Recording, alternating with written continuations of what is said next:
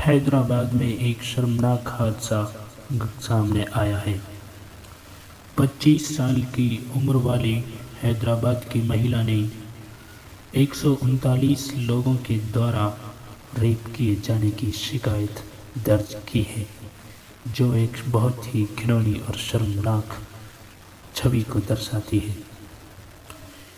ये घटना 22 अगस्त 2020 की है। लॉकडाउन के दौरान इस महिला के द्वारा ये शिकायत दर्ज की गई। तुरंत इस महिला को मेडिकल के लिए रेफर कर दिया गया। महिला ने शिकायत दर्ज कराई है, ये आरोप लगाते हुए कि उसको पिछले कुछ सालों के दौरान इतने ज़्यादा लोगों के द्वारा 139 लोगों के द्वारा यौन उत्पीड़ित किया गया है, सेक्सुअल असॉल्टेड उसे किया गया है। पुलिस को उसने बताया कि 1 साल के अंदर ही उसकी शादी के बाद उसे तलाक दे दिया गया, डिवोर्स दे दिया गया। फिर उस दौरान उसके पूर्व पति के रिश्तेदारों के द्वारा ही उसे यौन उत्पीड़ित किया गया, सेक्सुअल असॉल्टेड किया गया। पुलिस ने बताया कि एफआईआर दर्ज कर दी गई है और महिला को मेडिकल एग्जामिनेशन के लिए रेफर किया गया है।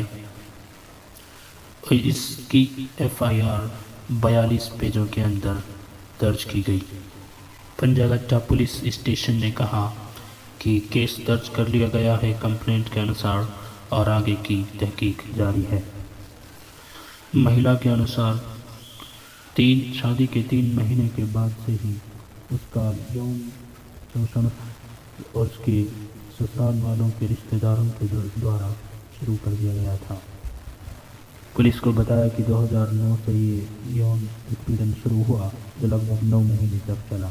उसके बाद 2010 को उसे डिवोर्स दे दिया गया। महिला का कहना है कि बाद में उसे धमकियाँ दी जाती थी और गालियाँ भी दी जाती थी और शोषण किया जाता था। पिछले कुछ सालों के दौरान उसको 139 लोगों के द्वारा अलग अलग स्थानों पर सेक्सुअल हरासमेंट किया गया, धमकियाँ दी गई और शोषण किया गया। पुलिस का कहना है कि आरोपियों के द्वारा धमकियों और डर की वजह से महिला ने स्वीकार किया है कि मेरी तरफ से शिकायत दर्ज कराने में देर हो गई। इस तरह की शर्मनाक घटनाएं इस देश के अंदर बार बार पनप रही हैं और इस तरह की कोई ऐसी सख्त सज़ा अभी तक किसी सरकार द्वारा निर्णित नहीं की गई है, जिसे देखकर हिंदुस्तान के इस जालिम लोगों के अंदर किसी भी औरत महिला पर नज़र डालने की बजाय उसके अंदर एक खौफ लर्जा जाए, उसे जिसे देखकर वो लर्ज जाए, उनको वो सज़ा याद रहे। हर वक्त किसी भी बच्ची पर नज़र डालने से पहले उनके दिल के अंदर वो नज़ारा आँखों के सामने घूमे, वो सपनों की तरह नहीं लाइव एक उसके सामने नज़रों के सामने घूम जाए, जिसे देख याद करते ही मुलजिम और आरोपी अपनी नज़र झुका ले, लड़कियों के ऊपर से नज़रें हटा ले। इस तरह से हम मांग करते हैं कि इस तरह की सज़ा किसी सरकार द्वारा हिंदुस्तान के अंदर कानून बनाना चाहिए कि बलात्कारियों के लिए शादीशुदा है तो जान से मारने की सज़ा दी जाए, सरेआम मारा जाए, लोगों के द्वारा पत्थरों से मार मार कर जान से मार दिया जाए और अगर कोई गैर शादीशुदा है तो उसको भी सरेआम मार पिटाई उसकी की जाए, उसको अच्छे से बहुत खतरनाक पिटाई की जाए, ताकि दुनिया आगे से यह सबक हासिल कर ले कि किसी पर बदनज़री क्या छेड़खानी करने से भी उनकी रूहें कांपनी शुरू लगे। धन्यवाद। वीडियो को लाइक करें, नए हैं चैनल को सब्सक्राइब करें।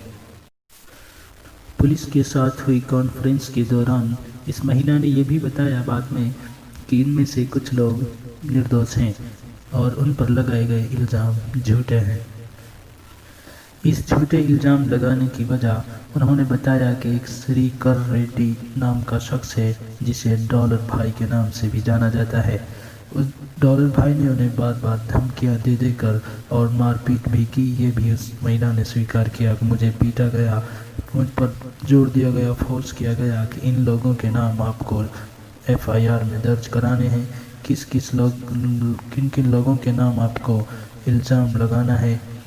ये सब उनको धमकियां देकर कराया जा रहा था कि अगर आपने ये सब नहीं किया तो आपके जो वीडियोस हैं वो वायरल कर दिए जाएंगे। ब्लैकमेलिंग की जा रही थी और यह भी बताया कि आपके फैमिली को हम जान से मार देंगे, आपको भी मार दिया जाएगा, फैमिली को भी जान से मार दिया जाएगा अगर आपने ये सब नहीं किया तो।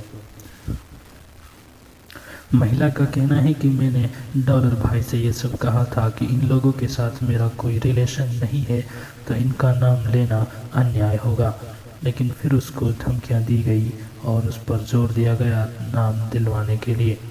बाद में इस महिला ने बताया कि माफ़ी भी मांगी। जिनमें से 2 लोग बॉलीवुड इंडस्ट्री से संबंध रखते हैं और कुछ वकील हैं, बड़े बड़े प्रख्यात एमिनेंट मशहूर लोग, नामवर लोगों के नाम भी इनकी एफआईआर में दर्ज किए गए थे। उन सब से बाद में इस महिला ने माफ़ी भी मांगी। धन्यवाद।